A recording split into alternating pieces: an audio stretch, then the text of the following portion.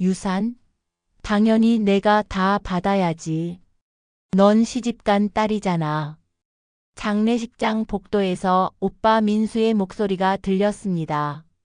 손에 든 국그릇이 미세하게 떨렸어요. 국물 위 파가 흔들리고 있었습니다. 제 손가락 끝이 하얗게 질려 있었죠. 그날은 아버지 장례식 3일째 되는 날이었습니다. 서울 강남구 한복판에 있는 강남성모 장례식장 301호 조문객들이 거의 다 돌아가고 가족들만 남아 있었어요. 형광등 불빛이 차갑게 내려앉고 있었습니다. 저는 박지영, 55세, 서울의 한 고등학교에서 국어를 가르치는 교사입니다.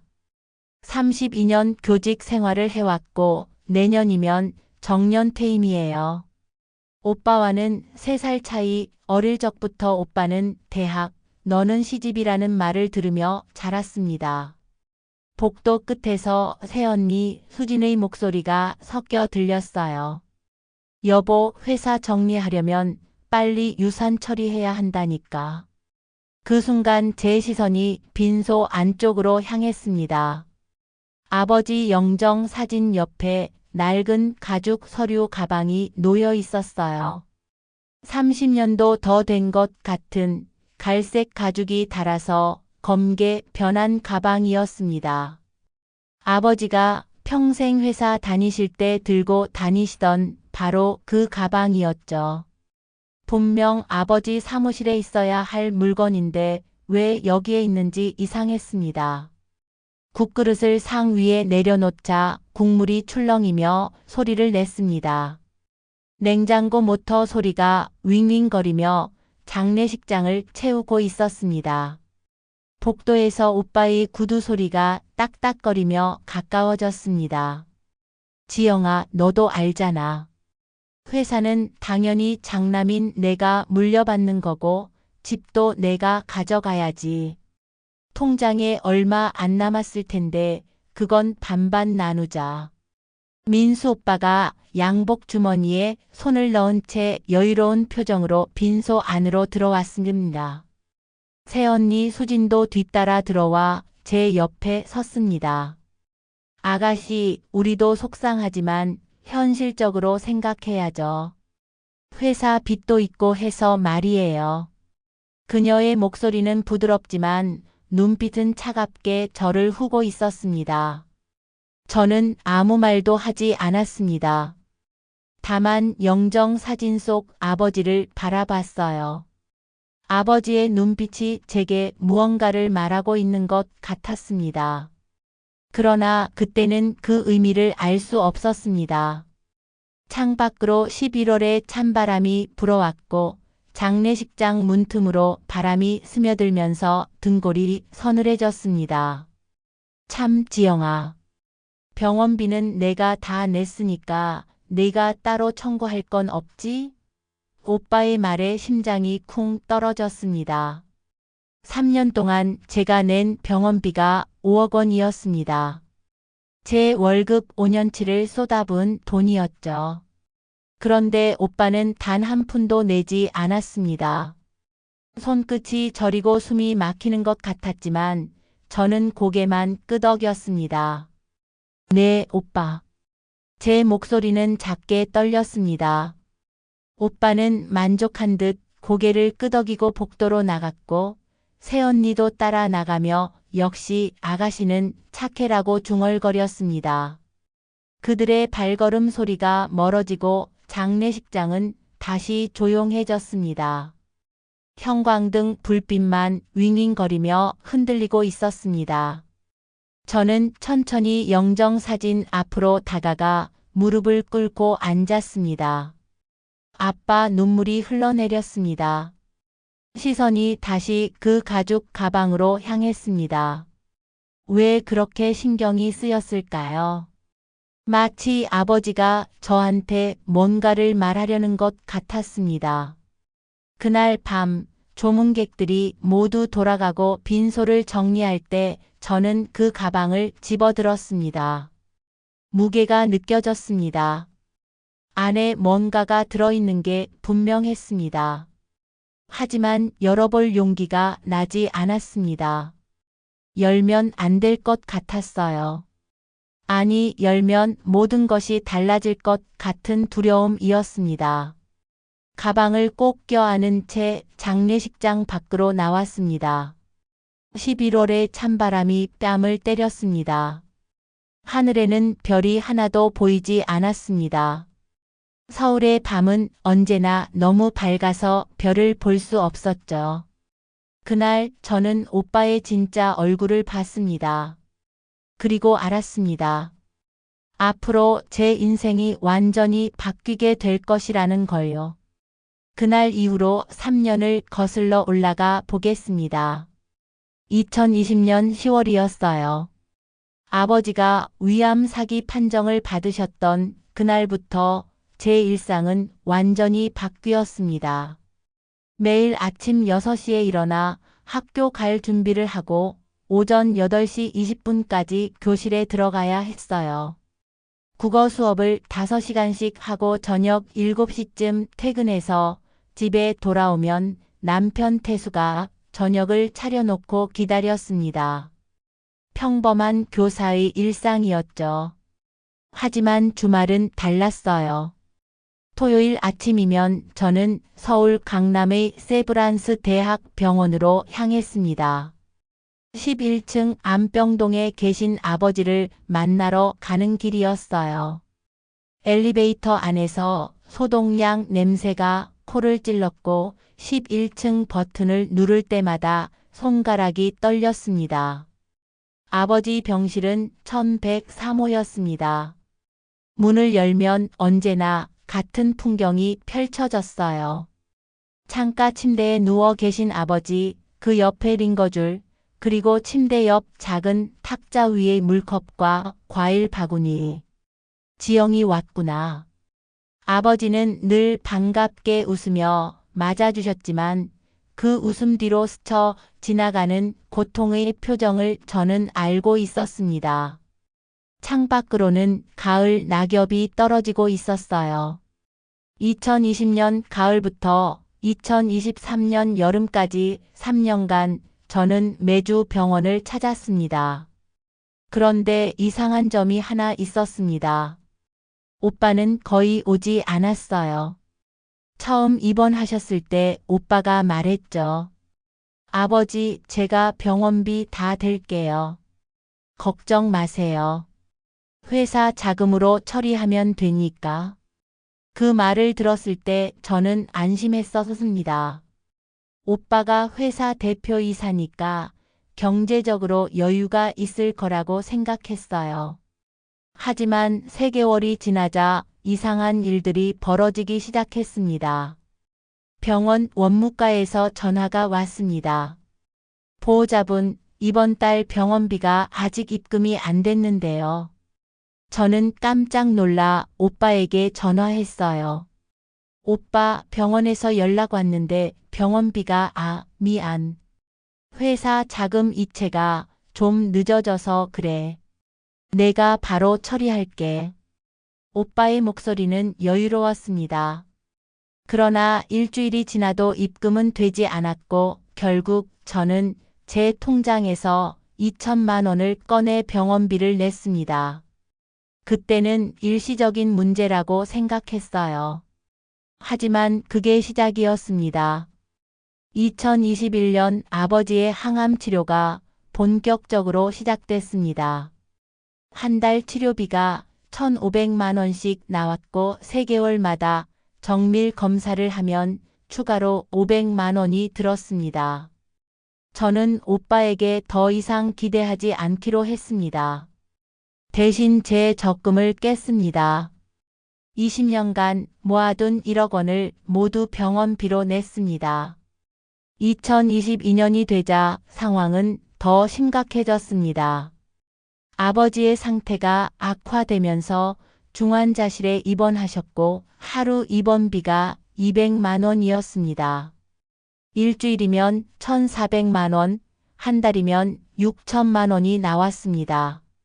저는 퇴직금을 중도 인출해 2억 원을 꺼내 병원비를 냈습니다. 은행 창구 직원이 선생님, 퇴직금을 지금 찾으시면 불이익이 있는데 괜찮으세요? 라고 물었을 때 저는 네, 급한 일이 있어서요 라고 답했습니다. 통장을 들여다보니 잔액이 거의 바닥나 있었습니다. 그때 남편 태수가 제 손을 잡으며 말했어요. 여보, 우리 집도 담보대출 받자. 내가 알아볼게. 태수는 은행원 출신이라 대출 절차를 잘 알고 있었고 우리는 살고 있던 아파트에 1억 원 대출을 받았습니다. 그 돈도 모두 병원비로 나갔습니다. 2023년 봄 어느 날 병원 복도에서 오빠를 우연히 만났습니다. 오빠는 양복 차림에 명품 서류 가방을 들고 있었어요. 오빠 오랜만이다. 제가 인사하자 오빠는 멋쩍게 웃으며 지영아. 요즘 회사 일이 너무 바빠서 자주 못 왔어. 미안하다라고 했습니다. 그 순간 병실 문이 열리며 간호사가 나왔습니다. 보호자분, 이번 달 병원비 8,500만 원 입금 부탁드려요. 오빠의 얼굴이 굳었고 저는 조용히 제가 낼게요 라고 말하며 카드를 건넸습니다. 할부로 결제했어요. 오빠는 아무 말 없이 미안하다라는 말만 남기고 복도 끝으로 사라졌습니다. 엘리베이터 문이 닫히는 소리가 들렸습니다. 저는 병실로 들어가 아버지의 차갑고 메마른 손을 잡았습니다. 손등에는 핏줄이 불쑥 튀어나와 있었어요. 지영아, 아버지가 작은 목소리로 말씀하셨습니다. 응, 아빠. 너 많이 힘들지?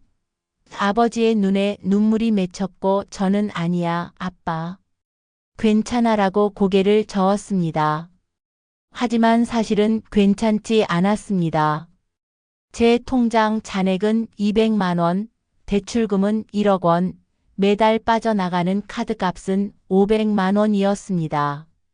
그런데 그날 오후 이상한 일이 있었습니다. 아버지가 저를 침대 가까이 오라고 손짓하셨습니다.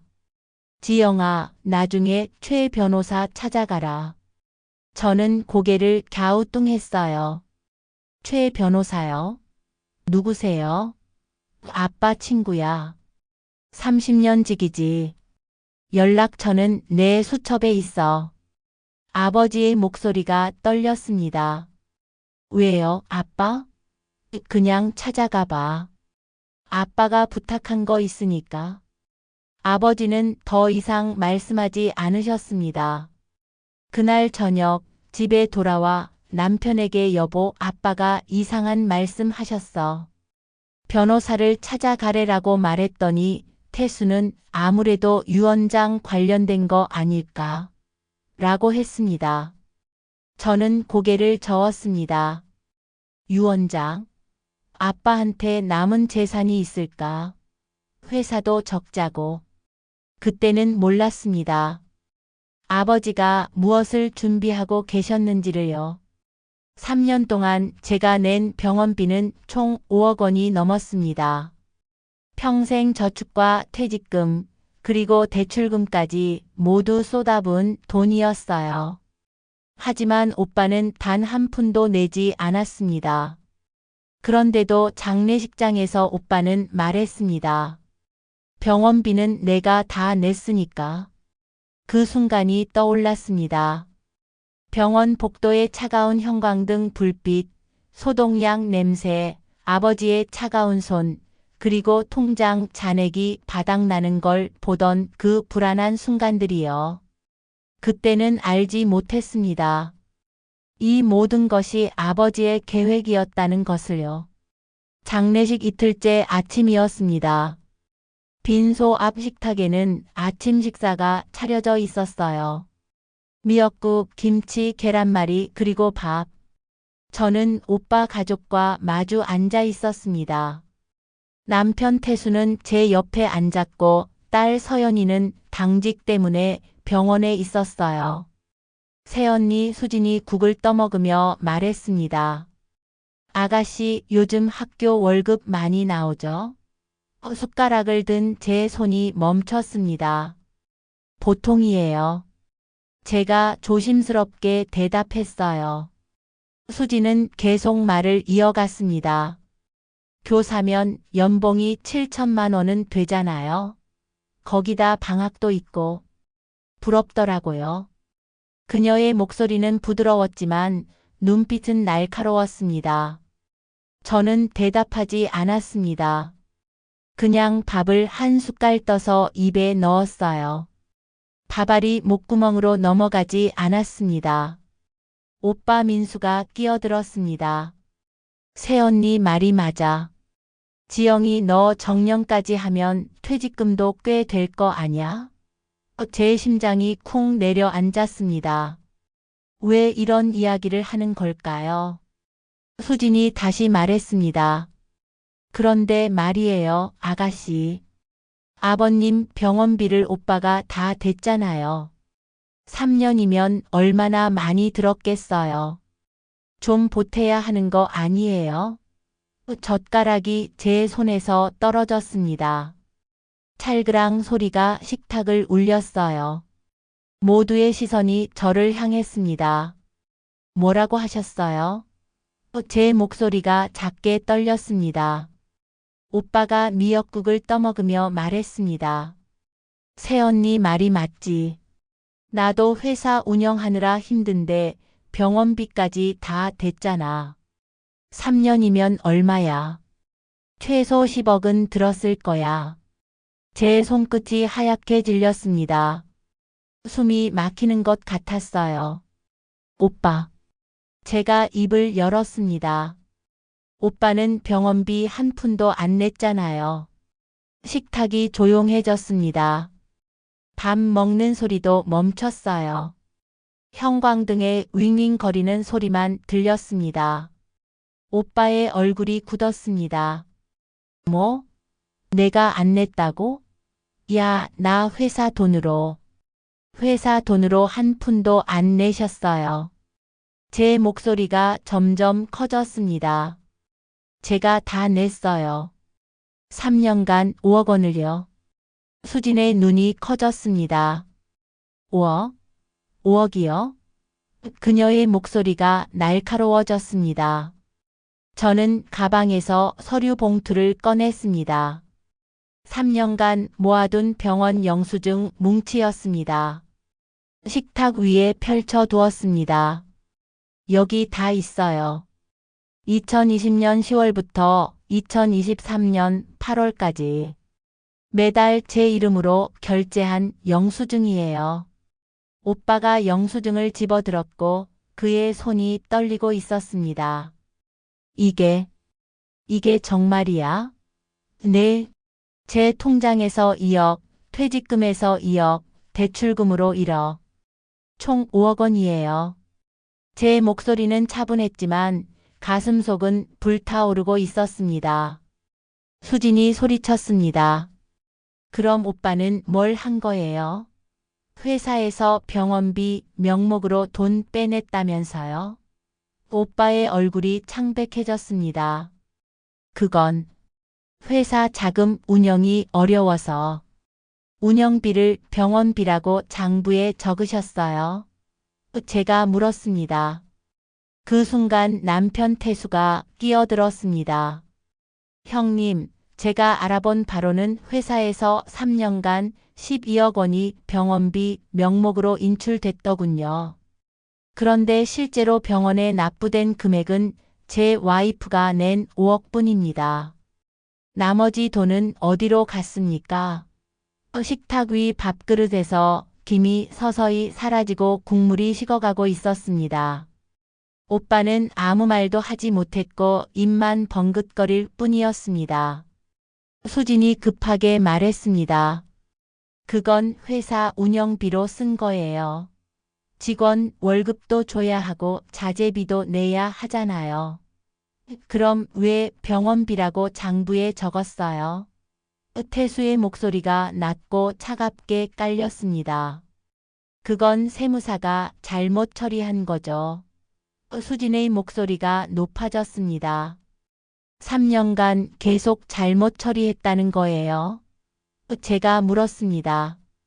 오빠가 벌떡 일어났습니다. 야, 지영아. 너 지금 오빠한테 뭐라는 거야? 횡령했다는 거야? 그의 목소리가 떨렸습니다. 저도 일어섰습니다.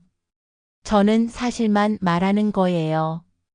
아버지 병원비는 제가 냈고 오빠는 회사에서 12억을 빼내셨어요. 그게 어디로 갔는지는 모르겠지만요. 형광등이 깜빡이기 시작했습니다. 빈소 밖 복도에서 웅성거리는 소리가 들렸습니다. 우리 목소리가 커져서 조문객들이 눈치채기 시작한 것 같았습니다. 오빠가 손으로 머리를 쓸어 넘겼습니다. 회사가 어려웠어. 알겠어? 직원 30명 월급 줘야 하고 자재비 내야 하고 임대료 내야 하고 돈이 필요했다고. 그의 목소리가 점점 작아졌습니다. 그걸 아버지 병원비 명목으로 빼내신 거예요. 제 목소리가 떨렸습니다. 분노가 치밀어 오르고 있었어요. 수진이 끼어들었습니다. 아가씨, 그렇게 따지면 회사 지분은 오빠 거잖아요. 회사 돈을 쓴 게 뭐가 문제예요? 아버지 명의 회사예요.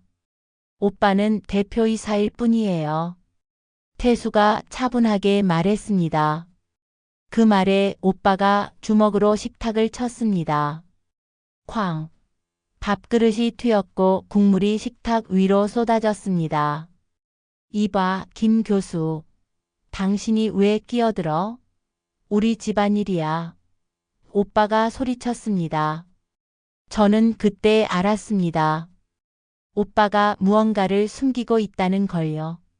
그리고 그게 단순히 회사 운영비가 아니라는 것도요. 그때 복도에서 누군가 들어왔습니다. 40대 후반으로 보이는 남자였고 양복을 입었지만 어딘가 초라해 보였습니다. 민수 씨, 여기 계셨군요.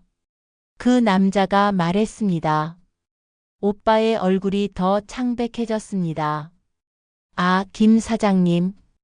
회사 빚 30억 언제 갚으실 겁니까? 벌써 6개월째 연체인데요. 그 남자의 목소리는 차갑게 가라앉았습니다. 30억이라는 숫자가 제 귓속을 파고들었습니다. 회사에 30억 빚이 있다고요?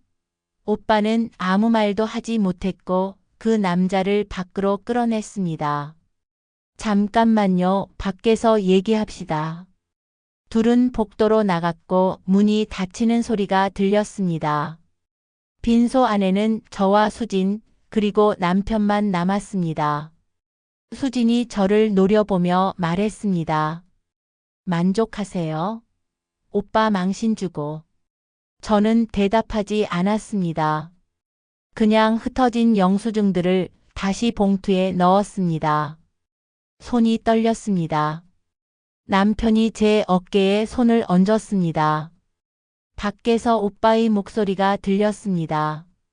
다음 달까지 꼭 갚을게요. 제발 조금만 기다려주세요. 애원하는 목소리였습니다.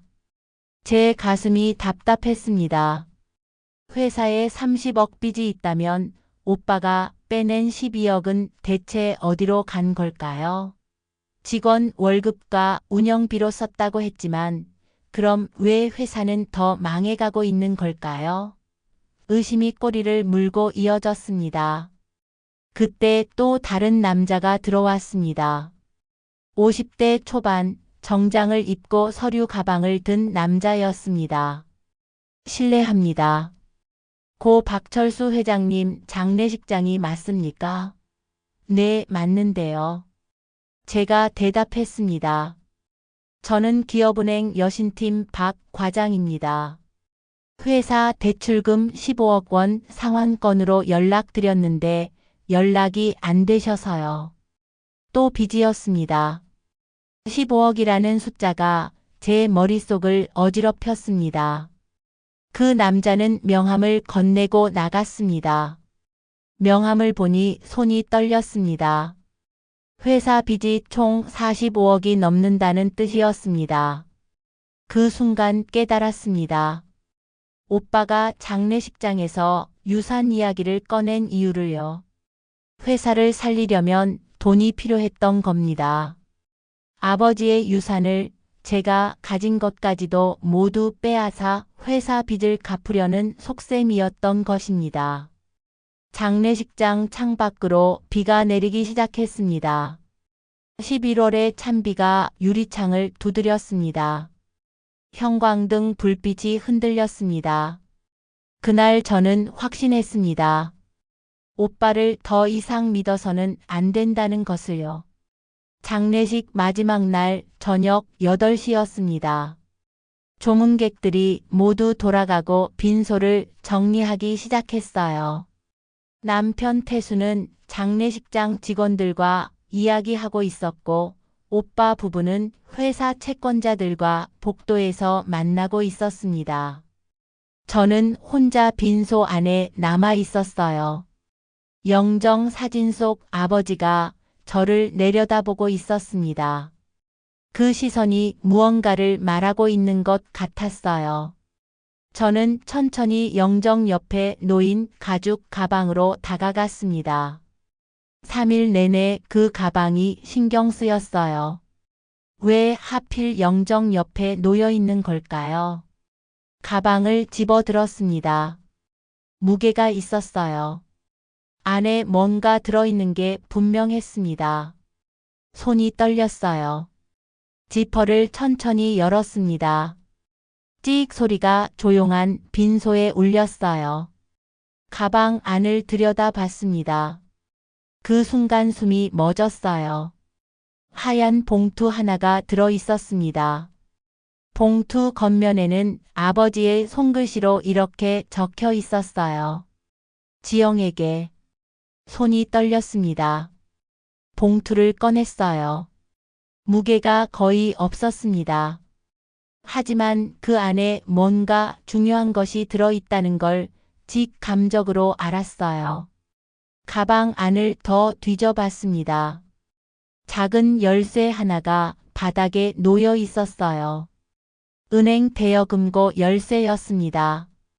열쇠에는 국민은행 강남지점이라고 적힌 택이 달려 있었죠. 그리고 노란색 메모지 하나가 더 있었습니다. 메모지를 펼쳤어요. 역시 아버지 글씨였습니다. 최준혁 변호사에게 연락해라. 10억 3,847만 5,629. 다리에 힘이 풀렸습니다. 그 자리에 주저앉았어요. 아버지가 무언가를 준비하셨구나. 그 생각이 머릿속을 가득 채웠습니다. 봉투를 열었어요. 안에는 편지 한 장과 명함 한 장이 들어 있었습니다. 명함을 먼저 봤어요. 법무법인 정의 대표 변호사 최준혁. 40년 경력이라고 적혀 있었습니다. 편지를 펼쳤습니다. 아버지의 손글씨가 한 줄 한 줄 적혀 있었어요. 지영아, 이 편지를 읽고 있다면 아빠는 이미 없겠구나. 최 변호사를 꼭 만나라. 아빠가 너를 위해 준비해 둔 것이 있다. 그 사람을 믿어라. 사랑한다. 아빠가. 눈물이 흘러내렸습니다. 편지를 가슴에 꼭 안았어요. 아빠. 복도에서 발걸음 소리가 들렸습니다. 저는 급하게 봉투와 열쇠, 메모지를 제 가방에 넣었어요. 오빠가 문을 열고 들어왔습니다. 지영아, 뭐해? 그냥. 아버지 영정 보고 있었어. 제 목소리가 떨렸지만 오빠는 눈치채지 못했어요. 그래. 이제 정리하고 나가자. 내일 사내 모시고. 오빠는 다시 나갔습니다. 저는 가방을 꽉 쥐었어요. 그날 밤 집에 돌아와 남편에게 모든 것을 보여줬습니다. 봉투, 열쇠, 메모지, 그리고 아버지의 편지. 태수는 천천히 고개를 끄덕였어요. 내일 아침 바로 변호사한테 전화해.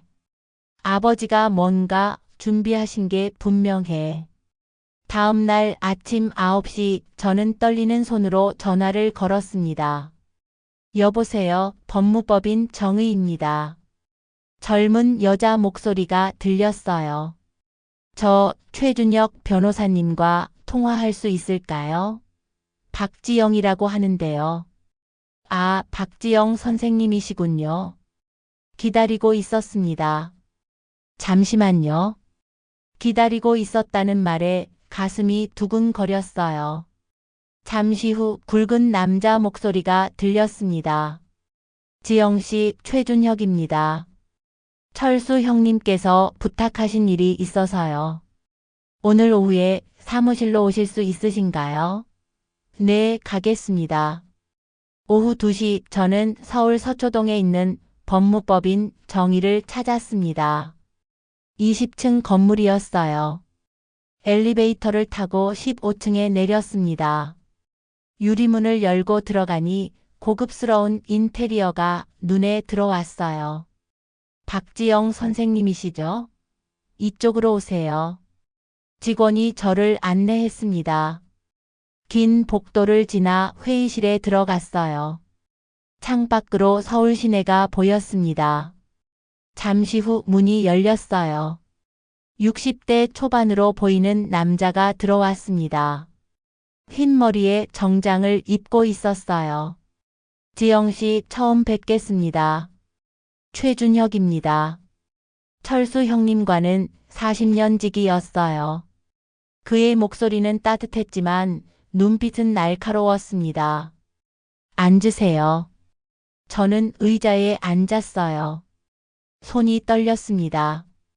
최 변호사는 책상 서랍에서 큰 봉투 3개를 꺼냈습니다. 형님께서 5년 전에 저한테 맡기셨어요. 만약 형님이 돌아가시면 지영 씨한테 이걸 전해달라고요. 첫 번째 봉투를 열었습니다. 안에서 통장, 사본 3장이 나왔어요. 변호사가 천천히 말했습니다.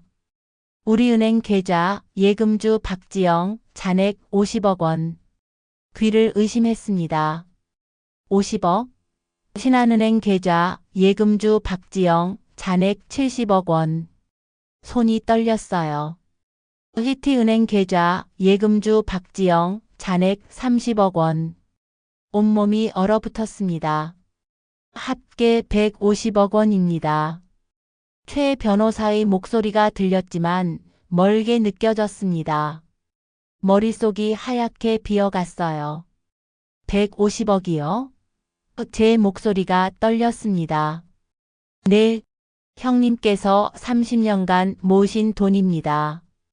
1995년부터 매달 300만 원씩 지영 씨 명의로 적금을 넣으셨어요. 그리고 2000년대 초반에 강남 부동산에 투자하셨죠. 2010년대에는 삼성전자 주식을 사셨고요. 모든 게 지영 씨 명의입니다. 눈물이 흘러내렸습니다. 아버지가 30년간 매달 300만 원씩 저축하셨다고요? 저는 몰랐어요. 형님께서 비밀로 하라고 하셨습니다.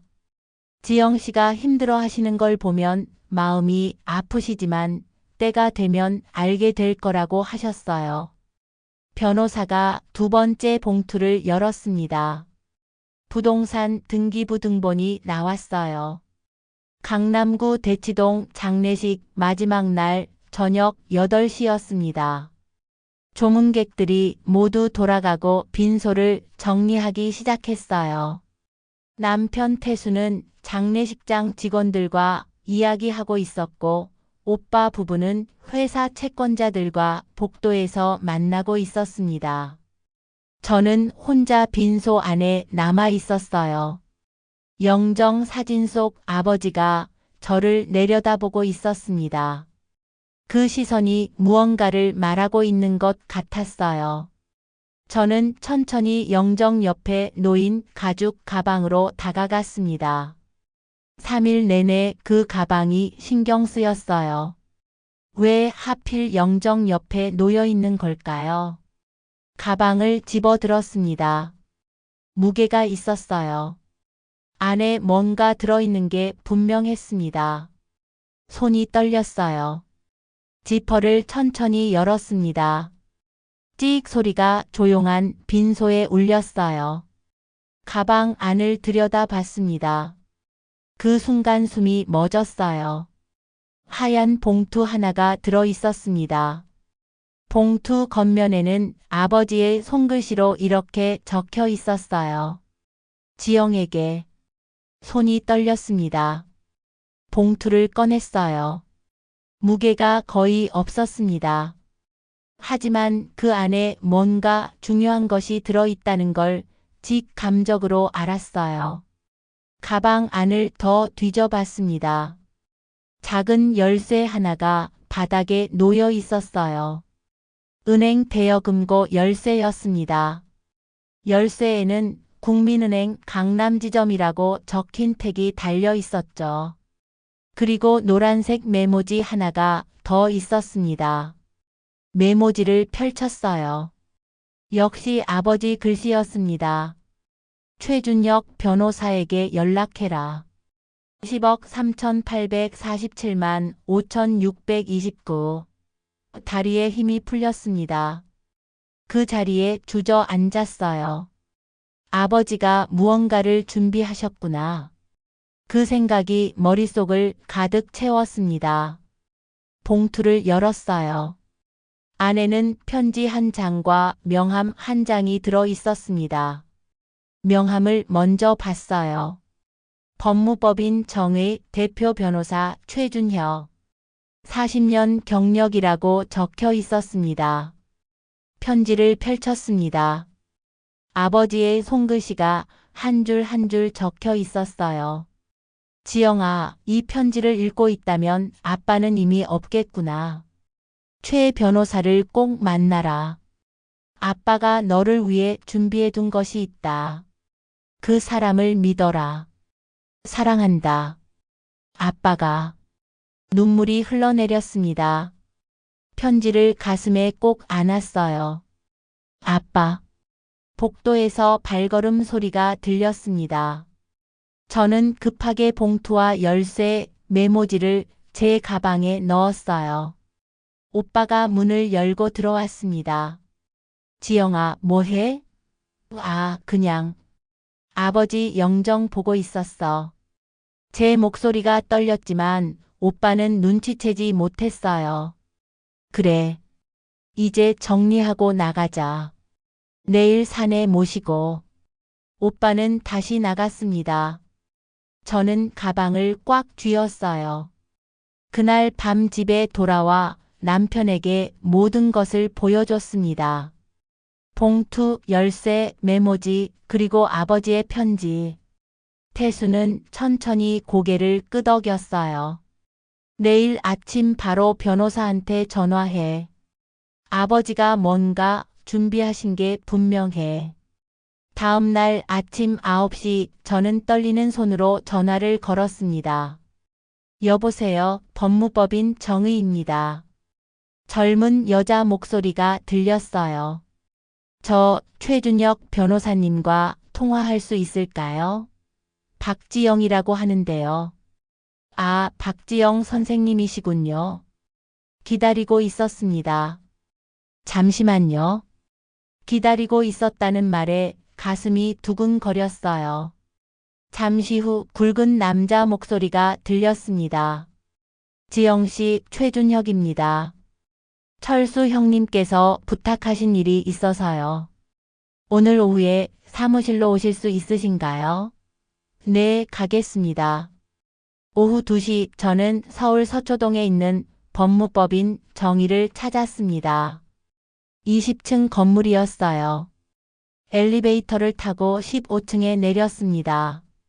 유리문을 열고 들어가니 고급스러운 인테리어가 눈에 들어왔어요. 박지영 선생님이시죠? 이쪽으로 오세요. 직원이 저를 안내했습니다. 긴 복도를 지나 회의실에 들어갔어요. 창밖으로 서울 시내가 보였습니다. 잠시 후 문이 열렸어요. 60대 초반으로 보이는 남자가 들어왔습니다. 흰 머리에 정장을 입고 있었어요. 지영 씨 처음 뵙겠습니다. 최준혁입니다. 철수 형님과는 40년 지기였어요. 그의 목소리는 따뜻했지만 눈빛은 날카로웠습니다. 앉으세요. 저는 의자에 앉았어요. 손이 떨렸습니다. 최 변호사는 책상 서랍에서 큰 봉투 3개를 꺼냈습니다. 형님께서 5년 전에 저한테 맡기셨어요. 만약 형님이 돌아가시면 지영 씨한테 이걸 전해달라고요. 첫 번째 봉투를 열었습니다. 안에서 통장 4번 3장이 나왔어요. 변호사가 천천히 말했습니다. 우리은행 계좌 예금주 박지영 잔액 50억 원. 귀를 의심했습니다. 50억? 신한은행 계좌 예금주 박지영 잔액 70억 원. 손이 떨렸어요. 시티은행 계좌 예금주 박지영 잔액 30억 원. 온몸이 얼어붙었습니다. 합계 150억 원입니다. 최 변호사의 목소리가 들렸지만 멀게 느껴졌습니다. 머릿속이 하얗게 비어갔어요. 150억이요? 제 목소리가 떨렸습니다. 네, 형님께서 30년간 모으신 돈입니다. 1995년부터 매달 300만 원씩 지영 씨 명의로 적금을 넣으셨어요. 그리고 2000년대 초반에 강남 부동산에 투자하셨죠. 2010년대에는 삼성전자 주식을 사셨고요. 모든 게 지영 씨 명의입니다. 눈물이 흘러내렸습니다. 아버지가 30년간 매달 300만 원씩 저축하셨다고요? 저는 몰랐어요. 형님께서 비밀로 하라고 하셨습니다. 지영 씨가 힘들어 하시는 걸 보면 마음이 아프시지만 때가 되면 알게 될 거라고 하셨어요. 변호사가 두 번째 봉투를 열었습니다. 부동산 등기부 등본이 나왔어요. 강남구 대치동 센터포인트 빌딩 5층짜리 상가 건물입니다. 현재 시가 80억 원 정도 되고요. 이것도 지영 씨 명의로 5년 전에 변경했습니다. 다리에 힘이 풀렸어요. 의자에서 미끄러질 뻔했습니다. 형님께서 1990년대에 3억 원에 사신 건물인데 지금은 80억이 됐어요. 월세 수입도 매달 2천만 원씩 나옵니다. 그 돈도 전부 지영 씨 통장으로 들어가고 있어요.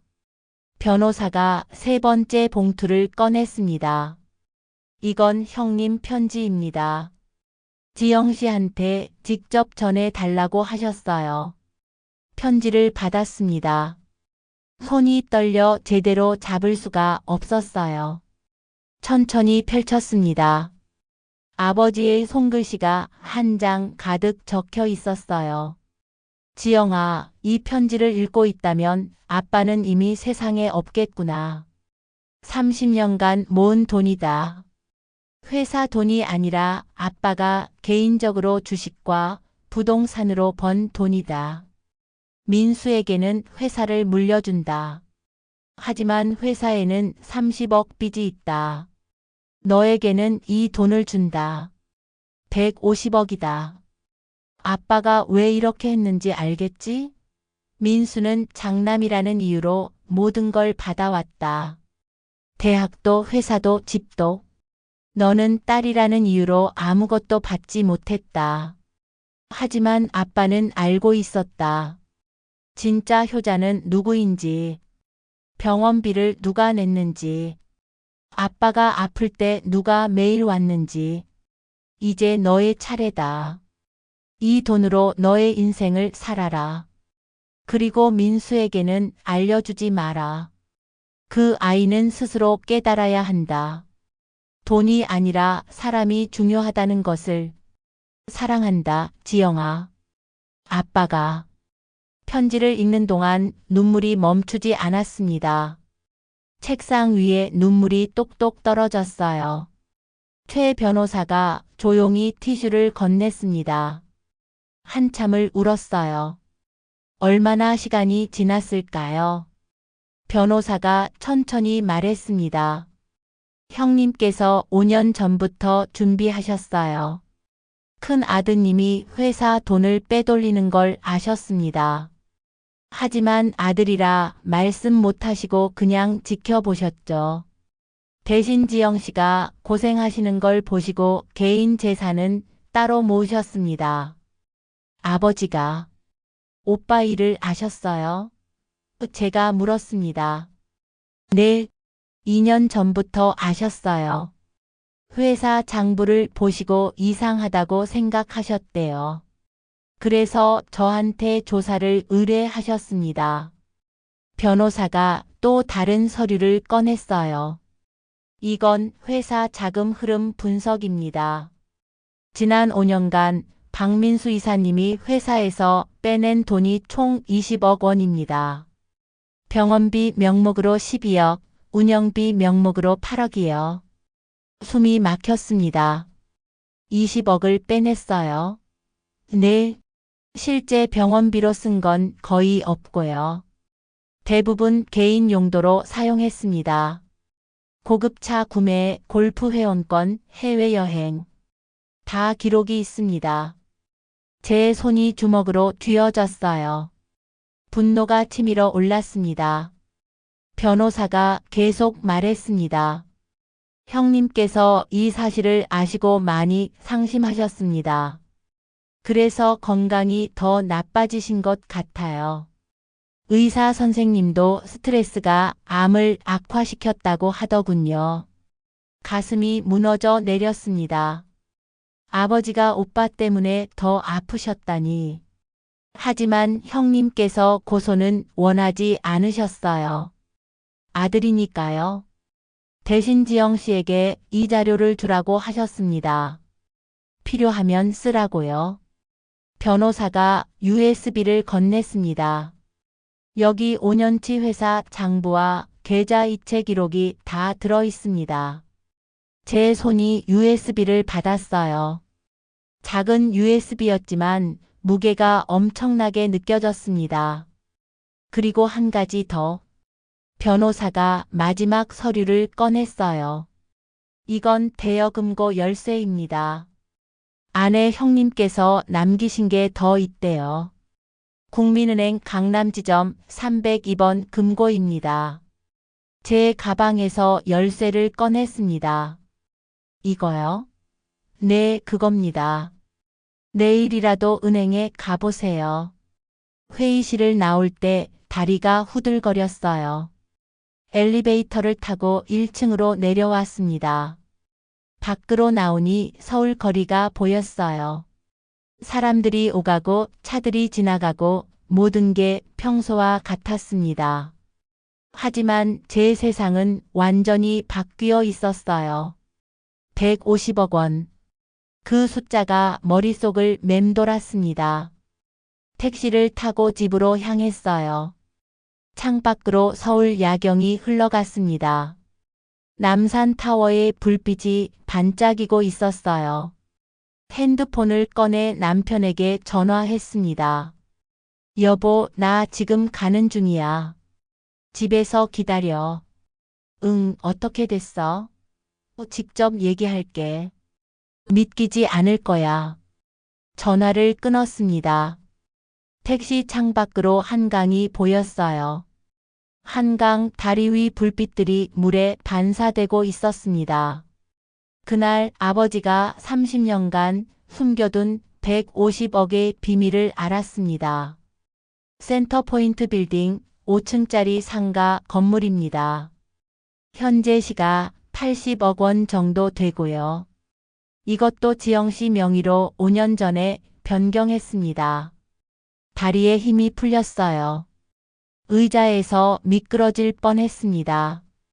형님께서 1990년대에 3억 원에 사신 건물인데 지금은 80억이 됐어요. 월세 수입도 매달 2천만 원씩 나옵니다. 그 돈도 전부 지영 씨 통장으로 들어가고 있어요. 변호사가 세 번째 봉투를 꺼냈습니다. 이건 형님 편지입니다. 지영 씨한테 직접 전해달라고 하셨어요. 편지를 받았습니다. 손이 떨려 제대로 잡을 수가 없었어요. 천천히 펼쳤습니다. 아버지의 손글씨가 한 장 가득 적혀 있었어요. 지영아, 이 편지를 읽고 있다면 아빠는 이미 세상에 없겠구나. 30년간 모은 돈이다. 회사 돈이 아니라 아빠가 개인적으로 주식과 부동산으로 번 돈이다. 민수에게는 회사를 물려준다.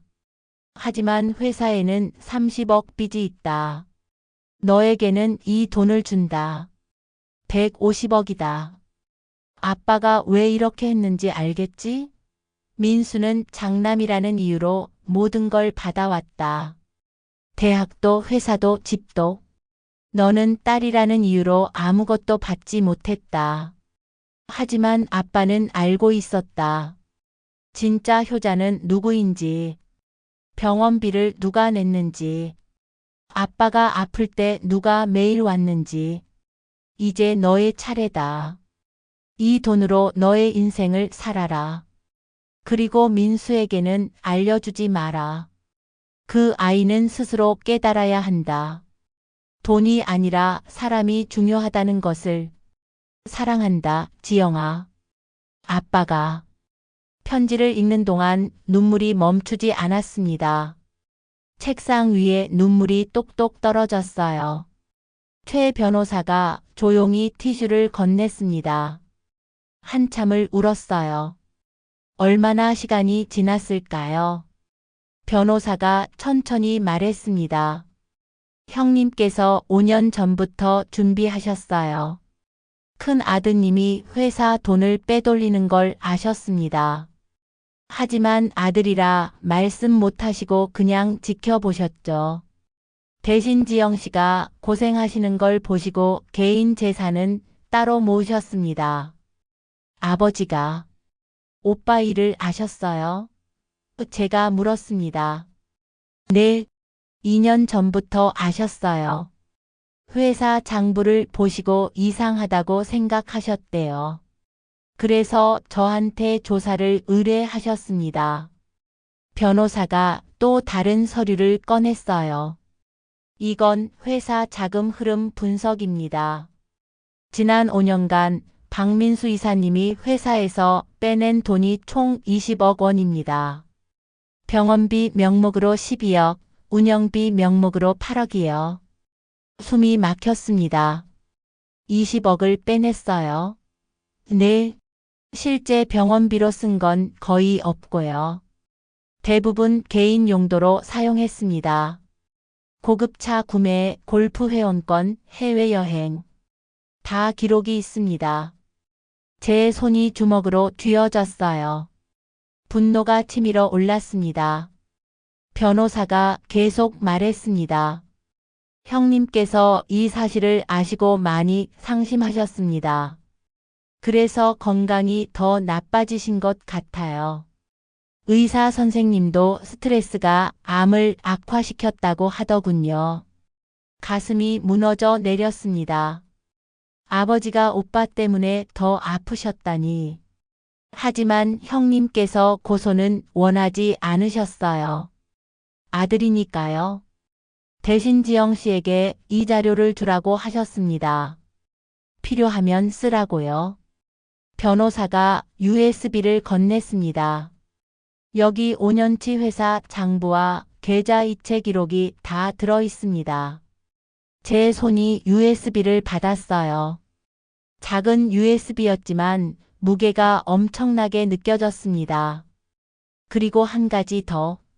변호사가 마지막 서류를 꺼냈어요. 이건 대여금고 열쇠입니다. 안에 형님께서 남기신 게 더 있대요. 국민은행 강남지점 302번 금고입니다. 제 가방에서 열쇠를 꺼냈습니다. 이거요?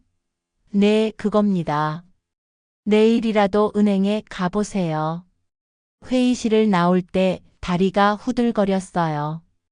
엘리베이터를 타고 1층으로 내려왔습니다. 밖으로 나오니 서울 거리가 보였어요. 사람들이 오가고 차들이 지나가고 모든 게 평소와 같았습니다. 하지만 제 세상은 완전히 바뀌어 있었어요. 150억 원. 그 숫자가 머릿속을 맴돌았습니다. 택시를 타고 집으로 향했어요. 창밖으로 서울 야경이 흘러갔습니다. 남산타워의 불빛이 반짝이고 있었어요. 핸드폰을 꺼내 남편에게 전화했습니다. 여보, 나 지금 가는 중이야. 집에서 기다려. 응, 어떻게 됐어? 직접 얘기할게. 믿기지 않을 거야. 전화를 끊었습니다. 택시 창밖으로 한강이 보였어요. 한강 다리 위 불빛들이 물에 반사되고 있었습니다. 그날 아버지가 30년간 숨겨둔 150억의 비밀을 알았습니다. 집으로 돌아오는 택시 안에서 아무 말도 할 수 없었습니다. 기사님이 어디가 좀 편찮으세요? 라고 물었지만 대답하지 못했어요. 그냥 고개를 저었습니다. 창밖으로 서울 거리가 흘러갔어요. 한강 다리를 건너고 아파트 단지를 지나고 익숙한 골목길이 나타났습니다. 하지만 아무것도 보이지 않았어요. 머릿속은 하얗게 비어 있었습니다. 아니, 가득 차 있었어요. 30년간의 기억들로요. 150억이라는 숫자가 자꾸만 떠올랐습니다. 아버지가 매달 300만 원씩 저축하셨다는 말이요. 30년이면 360개월, 300만 원씩이면 108억 원입니다. 거기에 이자와 투자 수익까지 합쳐서 150억이 된 거죠. 택시에서 내려 현관문을 열었습니다. 남편 태수가 거실에서 기다리고 있었어요. 여보, 어떻게 됐어? 그의 목소리가 들렸지만 대답할 수가 없었습니다. 그냥 가방을 내려놓고 소파에 주저앉았어요. 다리에 힘이 하나도 없었습니다. 태수가 제 옆에 앉았습니다. 손을 잡아줬어요. 그제야 입이 열렸습니다. 150억. 뭐? 아버지가 150억을 남기셨어. 내 명의로. 태수의 손이 떨렸습니다. 그도 말을 잃었어요. 저는 가방에서 서류들을 꺼냈습니다. 통장 사본, 부동산 등기부 등본, 아버지의 편지. 하나씩 보여줬어요. 태수는 한참 동안 서류를 들여다봤습니다. 입을 벙긋거릴 뿐 아무 말도 하지 못했어요. 30년간 매달 300만 원씩 모으셨대. 내가 전혀 모르게. 제 목소리가 떨렸습니다. 남편이 아버지 편지를 읽기 시작했어요. 그의 눈에도 눈물이 맺혔습니다. 장인 어른이 이렇게까지. 우리는 한참 동안 아무 말도 하지 않았습니다. 거실 시계의 초침 소리만 똑딱똑딱 들렸어요. 냉장고 모터 소리가 웅웅거렸습니다. 창밖으로는 저녁 바람이 불어왔어요. 그때 문득 어린 시절이 떠올랐습니다. 1975년 제가 8살 때였어요. 오빠는 11살이었죠. 그해 추석 날이었습니다. 친척들이 모두 모였고 할아버지가 세뱃돈을 주셨어요. 오빠는 10만 원을 받았습니다. 저는 5만 원을 받았어요. 할아버지, 왜 오빠는 더 많이 받아요? 제가 물었습니다. 오빠는 남자니까. 나중에 대학도 가야 하고. 할아버지의 대답이었어요. 그때는 그게 당연한 줄 알았습니다. 1982년 제가 15살 때였어요. 오빠가 서울대 법대에 합격했습니다. 집안이 난리가 났어요. 온 동네에 소문이 났고 친척들이 다 찾아왔습니다. 아버지는 오빠 어깨를 두드리며 자랑스러워 하셨어요. 역시 우리 민수야. 장남답다. 그날 저녁 식탁에서 아버지가 말씀하셨습니다. 지영아, 너는 상업고등학교 가렴. 집안 형편이 어려워서 오빠 대학 등록금 대야 하니까. 가슴이 무너져 내렸어요. 저도 인문계 고등학교에 가고 싶었습니다. 나중에 대학도 가고 싶었어요. 하지만 말할 수 없었습니다. 네, 아빠. 그날 밤 이불 속에서 혼자 울었습니다. 소리 내지 않고 조용히 울었어요. 1985년 제가 18살 때 상업고등학교를 졸업했습니다. 은행 텔러로 취직했어요. 월급 35만 원이었습니다. 그 돈으로 집에 20만 원을 들였어요. 오빠 대학 등록금을 보태는 거였죠. 남은 15만 원으로 제 생활비를 썼습니다. 그런데 정말 대학에 가고 싶었어요. 그래서 야간 대학에 등록했습니다. 낮에는 은행에서 일하고 밤에는 학교에 다녔어요. 등록금은 제 월급에서 냈습니다. 4년이 걸렸어요. 27살에 겨우 대학을 졸업했습니다. 아버지는 제가 대학 다니는 걸 아셨지만 아무 말씀도 하지 않으셨어요. 졸업식 날도 오지 않으셨습니다. 회사 일이 바쁘시다고 하셨어요. 하지만 저는 알고 있었습니다. 오빠 졸업식에는 온 가족이 다 갔었거든요. 1988년 30살에 임용고시에 합격했습니다. 정말 열심히 공부했어요. 새벽 4시에 일어나 도서관에 가고 밤 11시까지 공부했습니다. 3년 만에 합격했죠. 합격 발표를 보고 혼자 펑펑 울었습니다. 아버지한테 전화했습니다. 아빠, 나 임용고시 붙었어. 그래? 잘했다.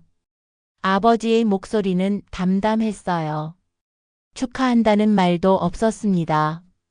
그때 오빠는 이미 아버지 회사에 취직해 있었어요. 과장으로 시작해서 3년 만에 이사가 됐죠.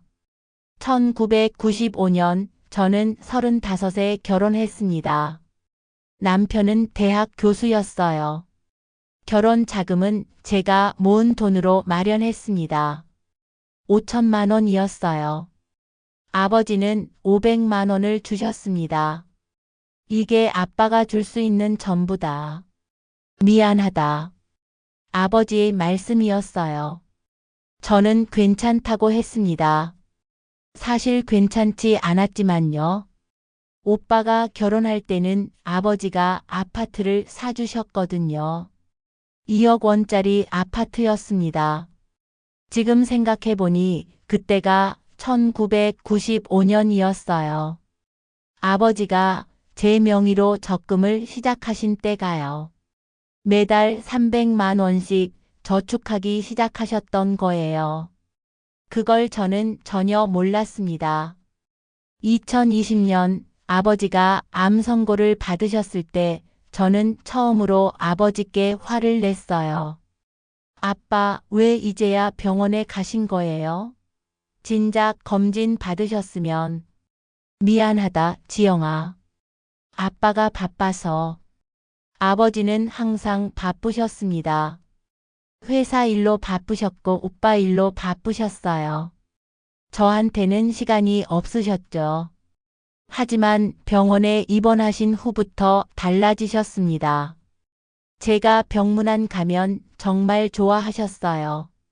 손을 꼭 잡으시고 한참을 그렇게 계셨죠. 지영아, 고맙다. 정말 고맙다. 그 말씀을 수없이 하셨습니다. 그때는 왜 그러시는지 몰랐어요. 이제야 알았습니다. 2023년 7월 돌아가시기 한 달 전이었어요. 병실에서 아버지가 제 손을 잡으셨습니다. 지영아, 아빠가 너한테 미안한 게 많다. 왜요, 아빠? 네가 어릴 때 대학 못 가게 해서 결혼할 때도 제대로 못 해줘서 그동안 오빠한테만 신경 쓰고 아버지 눈에 눈물이 가득했어요. 괜찮아요, 아빠. 다 지나간 일이에요. 제가 웃으며 말했습니다. 아니야. 아빠는 알아. 내가 얼마나 힘들었는지, 얼마나 서러웠는지. 아버지가 우셨습니다. 저는 처음 봤습니다. 아버지가 우시는 걸요. 지영아, 아빠가 너한테 꼭 해주고 싶은 게 있어. 조금만 기다려줘. 그게 무슨 뜻인지 그때는 몰랐습니다. 거실 소파에 앉아 그 기억들을 떠올렸어요. 눈물이 멈추지 않았습니다. 남편이 제 어깨를 안아줬어요. 이제야 알았어. 제가 중얼거렸습니다. 뭘?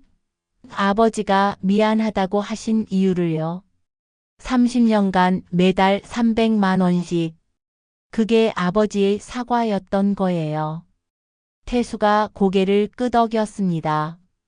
장인 어른은 당신을 정말 사랑하셨어. 알아. 이제야 알았어요. 창밖으로 달이 떠올랐습니다. 보름달이었어요. 밝은 달빛이 거실로 들어왔습니다. 저는 천천히 일어나 창가로 갔어요. 달을 올려다 봤습니다. 아빠 고마워요. 중얼거렸습니다. 이제야 알았어요. 아빠가 저를 사랑하셨다는 거요. 30년간 한 번도 말씀 안 하셨지만 매달 300만 원이 아빠의 사랑이었다는 거요. 눈물이 뺨을 타고 흘러내렸습니다. 그런데 이상하게도 슬프지 않았어요. 오히려 마음이 따뜻해졌습니다. 아버지가 저를 사랑하셨다는 걸 알게 됐으니까요. 늦었지만 알게 됐으니까요. 남편이 뒤에서 말했습니다. 이제 어떻게 할 거야? 저는 천천히 돌아섰어요. 지킬 거예요. 뭘? 아버지가 주신 이 사랑을요. 150억이 아니에요. 이건 아버지의 사랑이에요. 그걸 지킬 거예요. 제 목소리는 떨렸지만 단호했습니다. 오빠한테는 말 안 할 거예요. 아버지 유언대로요. 오빠는 회사 받았어요. 30억 빚과 함께요. 그게 오빠 몫이에요. 태수가 제 손을 잡았습니다. 내가 지지할게. 고마워요. 그날 밤 잠이 오지 않았습니다. 침대에 누워 천장을 바라봤어요. 어둠 속에서 아버지 얼굴이 떠올랐습니다. 병원 침대에 누워 계시던 모습, 제 손을 꼭 잡으시던 모습, 고맙다고 하시던 그 목소리가요. 아빠, 이제 제가 할 차례예요. 중얼거렸습니다. 아빠가 지켜주신 이 사랑을 제가 지킬게요. 그리고 아빠가 못하신 것들을 제가 할게요. 걱정 마세요. 창밖으로 새벽이 밝아오고 있었습니다. 긴 밤이 지나가고 있었어요. 그때 결심했습니다. 더 이상 착한 딸로만 살지 않겠어요. 더 이상 참지 않겠어요. 아버지가 주신 이 사랑을 끝까지 지키겠어요. 다음 날 아침 저는 평소처럼 학교에 출근했습니다. 하지만 평소와는 달랐어요. 제 가방 안에는 150억 원의 비밀이 들어 있었으니까요. 통장 4번, 아버지 편지, 그리고 USB. 교실에 들어가 국어 수업을 했습니다. 오늘은 이육사 시인의 절정을 공부하겠습니다. 칠판에 시를 적었어요. 매운 계절의 채찍에 갈겨 마침내 북방으로 휩쓸려오다. 시를 읽으며 문득 제 자신이 떠올랐습니다. 30년간 매운 계절을 견뎌왔던 제 모습이요. 하지만 이제는 달랐어요. 더 이상 휩쓸려가지 않을 거였습니다. 수업이 끝나고 교무실로 돌아왔습니다. 핸드폰에 문자가 와 있었어요. 오빠였습니다. 지영아, 오늘 저녁에 우리 집으로 와. 유산 정리 이야기 좀 하자. 손가락이 멈췄습니다. 유산 정리라니요? 아버지가 돌아가신 지 일주일밖에 안 됐는데 벌써요? 저는 답장을 보냈습니다. 오빠 49제 지내고 이야기해요. 너무 빠른 것 같아요. 잠시 후 답장이 왔어요. 아니야. 회사 빚 때문에 빨리 처리해야 해. 오늘 저녁 7시에 와. 강요였습니다. 저는 핸드폰을 내려놓았어요. 가슴이 답답했습니다. 그때 교무실 전화가 울렸어요. 여보세요, 박지영 선생님 계십니까? 낯선 남자 목소리였습니다. 네, 제가 박지영인데요. 저는 박철수 회장님 회사 격리부에서 일하는 김철민이라고 합니다. 선생님을 꼭 만나 뵙고 싶은데 시간 되실까요? 제 심장이 빠르게 뛰기 시작했어요. 무슨 일이신데요? 전화로는 말씀드리기 어렵고요. 회장님께서 돌아가시기 전에 제게 부탁하신 일이 있습니다. 선생님께 꼭 전해드려야 할 게 있어요. 저는 잠시 망설였습니다. 하지만 아버지가 부탁하신 일이라면 들어야 했어요. 오늘 오후 5시에 학교 앞 모노브라운 카페에서 만나요. 감사합니다, 선생님.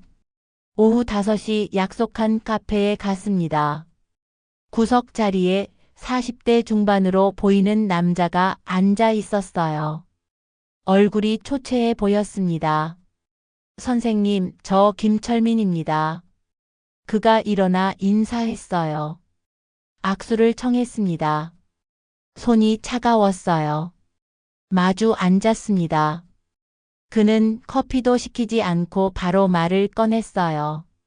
선생님, 회장님께서 돌아가시기 2달 전에 저를 부르셨습니다. 그리고 이걸 주시면서 말씀하셨어요. 내가 죽으면 지영이한테 이걸 전해줘라고요. 그가 가방에서 작은 USB를 꺼냈습니다. 검은색 USB였어요. 이게 뭔가요? 제가 물었습니다. 회사 장부입니다. 지난 5년간의 모든 회계 기록이 들어 있어요. 그의 목소리가 떨렸습니다. 저는 USB를 받았어요. 손바닥 안에서 작게 느껴졌지만 무게가 엄청났습니다. 왜 이걸 저한테 주시는 거예요? 회장님께서 민수 이사님이 회사 돈을 빼돌리는 걸 아셨어요. 김 대리의 목소리가 더 작아졌습니다. 주변을 둘러보며 조심스럽게 말했어요. 2년 전부터 이상하다고 생각하셨대요. 병원비 명목으로 매달 돈이 나가는데 실제로 병원에는 입금이 안 되니까요. 그래서 저한테 조사를 시키셨습니다. 제 가슴이 두근거렸습니다. 얼마나요? 총 20억 원입니다. 그 숫자를 듣는 순간 숨이 막혔어요. 병원비 명목으로 12억, 운영비 명목으로 8억. 모두 민수 이사님 개인 계좌로 들어갔습니다. 김 대리가 계속 말했어요. 실제로 쓰인 건 고급 외제차, 골프 회원권, 해외여행, 명품 구매. 회사 돈을 개인 용도로 쓰신 겁니다. 제 손이 떨렸습니다. 회장님께서 그걸 아셨어요? 네, 아시고 많이 괴로워하셨어요. 아들이라서 어떻게 해야 할지 모르셨던 것 같아요. 그래서 그냥 증거만 모으라고 하셨습니다. 김 대리의 눈에 눈물이 맺혔어요. 회장님께서 돌아가시기 일주일 전에 저를 마지막으로 부르셨어요. 그리고 말씀하셨습니다. 철민아, 이걸 지영이한테 꼭 전해줘. 그 아이가 필요할 때가 올 거야 라고요. 저는 USB를 꼭 쥐었습니다. 아버지가 이것까지 준비하셨다니요. 회장님께서 선생님을 정말 사랑하셨어요. 회사에서도 항상 선생님 이야기만 하셨거든요. 우리 지영이가 얼마나 착한지 아냐고요. 김 대리가 미소를 지었어요. 하지만 슬픈 미소였습니다. 감사합니다. 제가 말했습니다. 그런데 대리님, 이 일로 불이익 받으시는 건 아니죠? 괜찮습니다. 저는 다음 달에 퇴사할 예정이에요. 회사가 어차피 오래 못 갈 것 같아서요. 민수 이사님이 회장님 돌아가신 후로 더 심하게 돈을 빼고 계시거든요. 저는 고개를 끄덕였습니다. 꼭 필요한 곳에 쓰겠습니다. 카페를 나와 집으로 향했습니다. 가방 안에는 이제 USB가 2개 들어 있었어요. 최 변호사가 준 것과 김 대리가 준 것. 둘 다 오빠의 횡령 증거였습니다. 집에 도착해 남편에게 모든 걸 보여줬어요. 태수는 컴퓨터에 USB를 꽂았습니다. 파일들이 화면에 떴어요. 엑셀 파일, PDF 문서, 계좌 이체 기록. 하나씩 열어봤습니다. 명확했어요. 오빠가 5년간 회사 돈 20억 원을 빼낸 기록이 고스란히 남아 있었습니다. 이건 확실한 증거야. 태수가 말했습니다. 횡령과 배임으로 고소할 수 있어. 저는 고개를 저었어요. 아직은 아니에요. 왜? 오빠가 먼저 움직이게 둬야 해요. 제가 아무것도 모르는 것처럼요. 남편이 제 얼굴을 바라봤습니다. 무슨 계획이 있어? 오늘 저녁에 오빠 집에 가야 해요. 유산 정리 이야기를 하자고 하더라고요. 혼자 갈 거야? 아니요, 당신도 같이 가요. 그리고 저는 잠시 생각했습니다. 녹음할 거예요. 오빠가 하는 말 전부요. 태수가 고개를 끄덕였어요. 좋아. 나도 녹음기 하나 챙기게. 저녁 7시 오빠네 집 앞에 도착했습니다. 강남의 40평짜리 아파트였어요.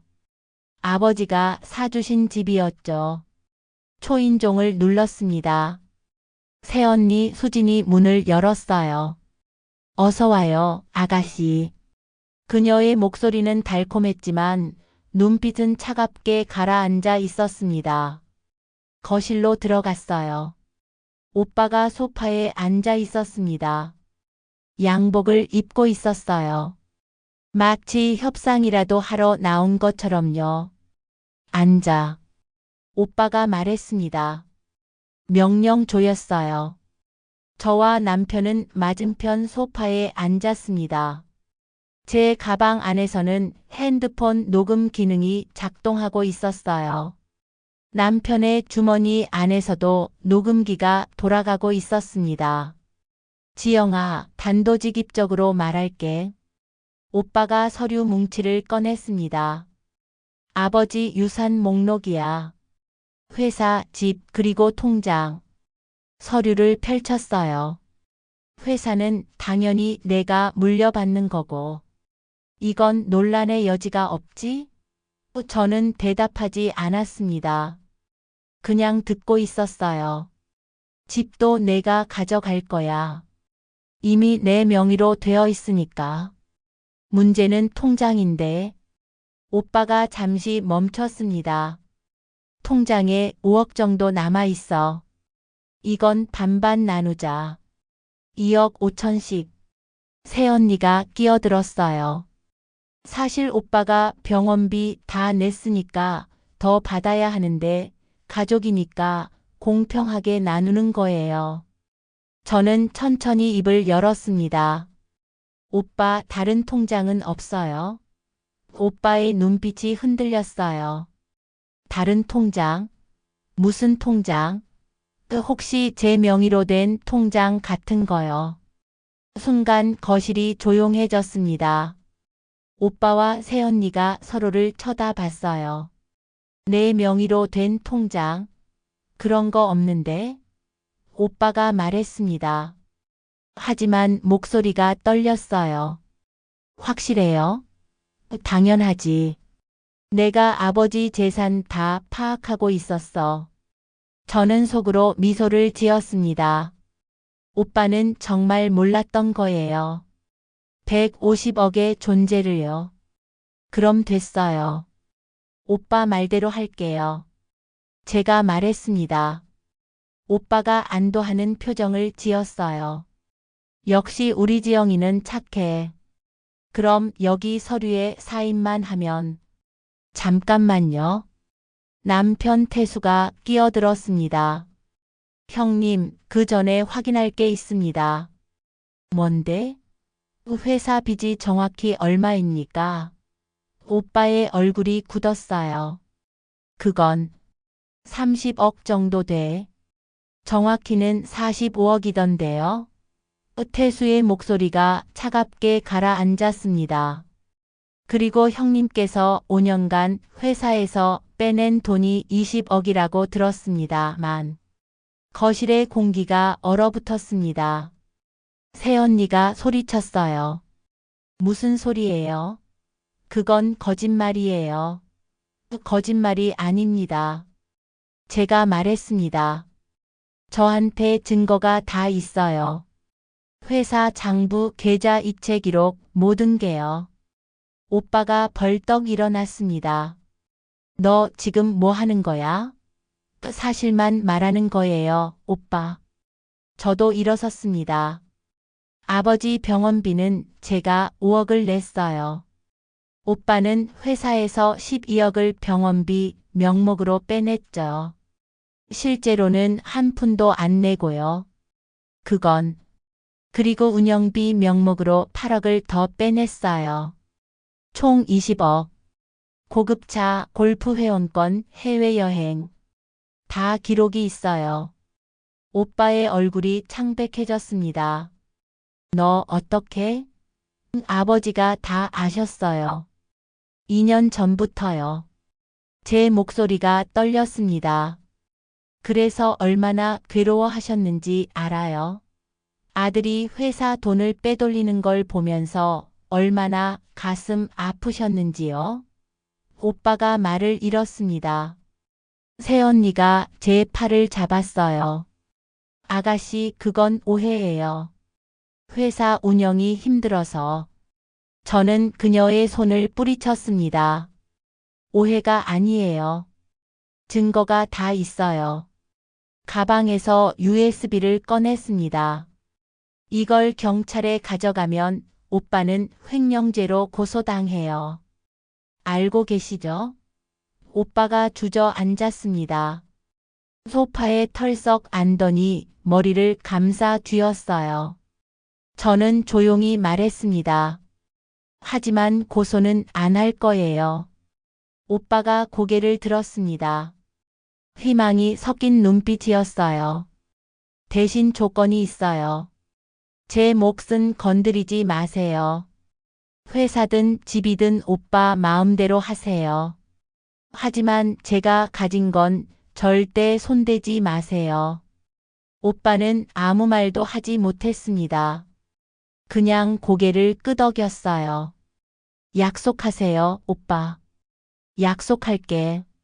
저는 USB를 다시 가방에 넣었습니다. 그럼 이만 갈게요. 남편과 함께 일어났어요. 현관으로 향했습니다. 뒤에서 새언니가 소리쳤어요. 아가씨, 정말 매정하네요. 저는 돌아보지 않았습니다. 문을 열고 나왔어요. 복도로 나오니 숨이 트였습니다. 엘리베이터를 기다리며 남편이 말했어요. 잘했어. 아직 끝난 게 아니에요. 시작일 뿐이에요. 저는 핸드폰을 꺼냈습니다. 녹음된 파일을 확인했어요. 40분짜리 녹음이 저장되어 있었습니다. 오빠의 모든 말이 담겨 있었죠. 그날 밤 집에 돌아와 최 변호사에게 전화했습니다. 변호사님, 준비됐어요. 모든 증거를 다 모았어요. 잘하셨습니다, 지영 씨. 이제 본격적으로 시작하죠. 49제가 끝난 다음 날이었습니다. 최 변호사의 법률 사무실에 모두 모였어요. 오빠 부부, 저와 남편, 그리고 최 변호사. 유산 분할 협의를 하기 위해서였습니다. 오늘은 고 박철수 회장님의 유산을 정리하는 자리입니다. 최 변호사가 말했습니다. 양측 합의하에 진행하겠습니다. 오빠가 서류를 꺼냈어요. 간단합니다. 회사는 제가, 집도 제가 가져가고요. 통장은 반반 나누면 됩니다. 새언니 수진이 덧붙였어요. 원래는 오빠가 병원비 다 냈으니까 더 받아야 하는데 가족이니까 양보하는 거예요. 최 변호사가 저를 바라봤습니다. 지영 씨 동의하십니까? 저는 천천히 고개를 저었어요. 아니요. 오빠의 얼굴이 굳었습니다. 뭐?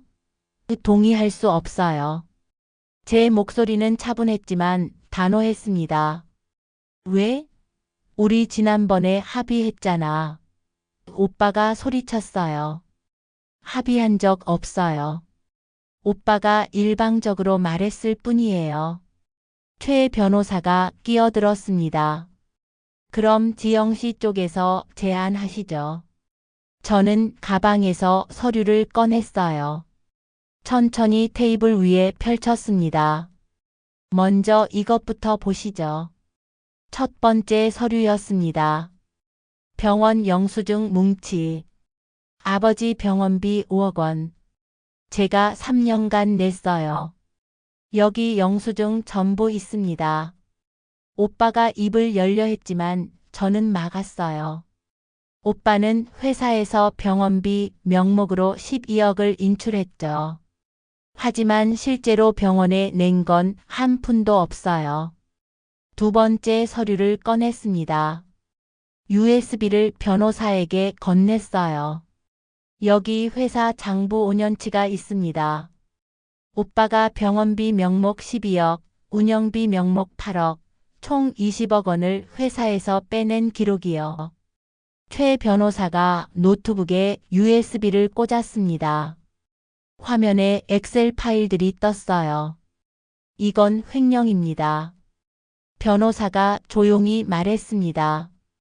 오빠의 얼굴이 창백해졌어요. 손이 떨리기 시작했습니다. 저건 회사 운영비로 쓴 거예요. 새언니가 소리쳤습니다. 그럼 왜 병원비라고 장부에 적었어요? 제가 물었습니다. 그건 세무사가 잘못, 5년간 계속 잘못 적었어요. 제 목소리가 차갑게 가라앉았습니다. 오빠가 의자에 털썩 주저앉았어요. 지영아, 제발 이러지 마. 아직 안 끝났어요, 오빠. 저는 세 번째 서류를 꺼냈습니다. 통장 4번 3자. 테이블 위에 놓았어요. 오빠의 눈이 서류로 향했습니다. 그리고 점점 커졌어요. 우리은행 계좌. 예금주 박지영. 잔액 50억 원. 제가 천천히 읽었습니다. 신한은행 계좌. 예금주 박지영. 잔액 70억 원. 새언니가 비명을 질렀어요. 뭐라고요? 시티은행 계좌. 예금주 박지영. 잔액 30억 원. 제 손가락이 마지막 통장을 가리켰습니다. 합계 150억 원입니다. 오빠가 벌떡 일어났습니다. 의자가 뒤로 넘어갔어요. 쿵 소리가 사무실을 울렸습니다. 이게 뭐야? 이게 무슨... 아버지가 30년간 제 명의로 모아주신 거예요. 1995년부터 매달 300만 원씩요. 오빠는 말을 잃었습니다. 입만 벙긋거릴 뿐이었어요. 최 변호사가 설명했습니다. 고인께서 5년 전에 모든 명의를 지영 씨로 변경하셨습니다. 부동산 투자 수익, 주식 배당금 모두 합쳐서 150억입니다. 새언니가 테이블을 쳤습니다. 쾅. 이건 불공평해요. 오빠가 회사 운영했는데 이 회사는 오빠 거예요. 제가 말했습니다. 그리고 집도 오빠 거고요. 전 이 통장만 있으면 돼요. 말도 안 돼. 새언니가 소리쳤습니다. 오빠는 장남이에요. 더 받아야 한다고요. 오빠는 이미 다 받았어요. 제 목소리가 높아졌습니다. 대학 등록금, 회사, 집, 결혼 자금. 전부 아버지가 주신 거잖아요. 저는요? 아무것도 못 받았어요. 오빠가 다시 앉았어요. 고개를 떨구고 있었습니다. 지영아. 그의 목소리가 떨렸습니다. 내가 미안하다. 그동안 네가 얼마나 힘들었는지 몰랐어. 사과였습니다. 하지만 너무 늦었어요. 오빠, 전 오빠 사과 받으려고 여기 온 거 아니에요. 제가 일어섰습니다. 전 제 것을 지키러 왔어요. 아버지가 주신 마지막 선물을요. 오빠가 고개를 들었어요. 눈에 눈물이 가득했습니다. 그럼 우리 이제 어떻게 되는 거야? 잘 모르겠어요. 제가 솔직하게 말했습니다. 오빠가 제게 해준 게 뭐가 있어요? 어릴 때부터 지금까지요. 나는 오빠로서. 오빠요? 제 목소리가 차갑게 식었습니다. 오빠가 동생 병원비 가로채고 회사 돈 빼돌리고 그게 오빠가 할 짓이에요. 오빠는 대답하지 못했어요. 새언니가 제 팔을 잡았습니다. 아가씨 제발요. 우리도 살아야 해요. 회사 빚이 45억이에요. 저는 그녀의 손을 뿌리쳤어요. 그건 오빠가 해결할 문제예요. 오빠가 20억 빼낸 거 다시 넣으면 25억만 남잖아요. 그 돈이 어디 있어요? 새언니가 울먹였습니다. 다 써버렸어요. 그게 제 문제예요. 제 목소리가 낮고 차갑게 깔렸습니다. 오빠가 외제차 사고 골프 치고 해외여행 다니는 동안 저는 대출 받아서 아버지 병원비 냈어요. 그게 제 잘못인가요? 사무실이 조용해졌습니다. 에어컨 소리만 웅웅거렸어요. 최 변호사가 말했습니다. 정리하겠습니다. 회사와 집은 박민수 씨가 가져가시고 통장 150억과 대치동 센터포인트 빌딩은 박지영 씨가 가져가시는 걸로 하겠습니다. 잠깐만요. 새언니가 소리쳤습니다. 빌딩도요? 네. 대치동 센터포인트 빌딩 5년 전부터 지영 씨 명의입니다. 변호사가 등기부 등본을 보여줬어요. 시가 80억 원입니다. 오빠가 머리를 감싸 쥐었어요. 이럴 수가. 저는 가방을 들었습니다. 전 이만 가볼게요. 일어서려는데 오빠가 제 손을 잡았어요. 지영아, 제발 좀 나눠줘. 회사 살려야 해.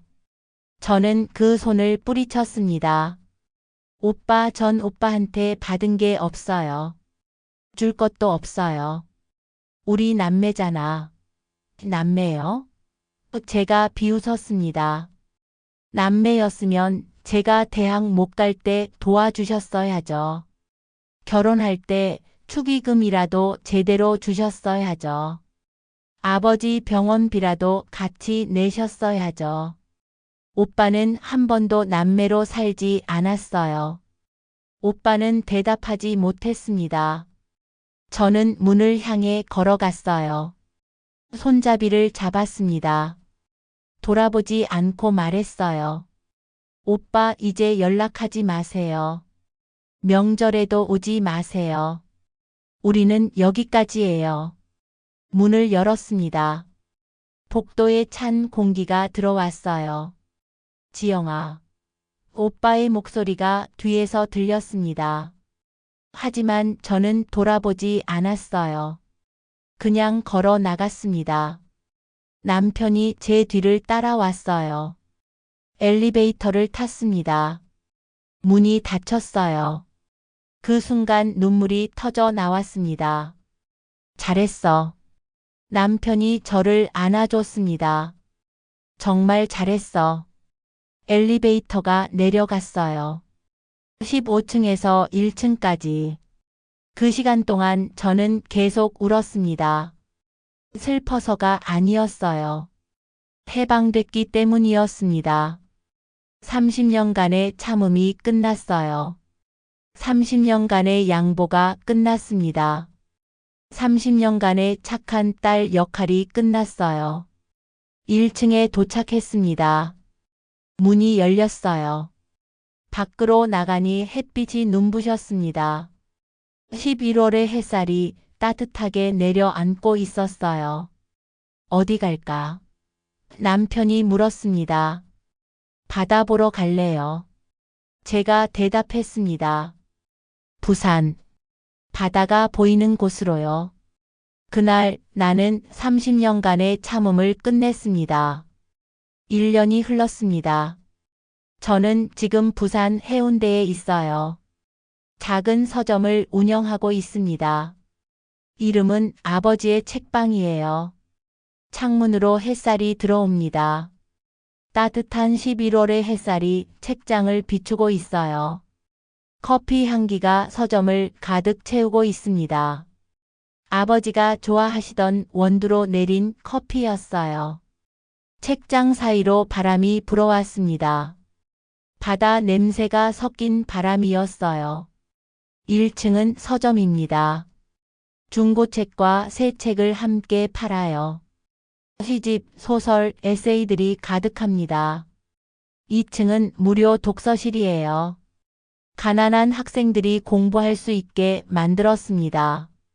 제가 어릴 적 도서관이 없어서 공부 못했던 기억 때문이었어요. 지금은 매일 10명 정도의 학생들이 찾아옵니다. 조용히 책을 읽고 공부하는 모습을 보면 마음이 따뜻해져요. 엄마, 손님 오셨어. 딸 서연이의 목소리가 들렸습니다. 서연이는 의사 일을 하다가 주말이면 부산으로 내려와요. 서점 일손을 돕고 저랑 시간을 보냅니다. 네, 금방 갈게. 카운터로 갔어요. 60대 할머니 한 분이 책을 고르고 계셨습니다. 어르신, 어떤 책 찾으세요? 시집 있나요? 요즘 시를 읽고 싶어서요. 여기 육사 시인 전집 있어요.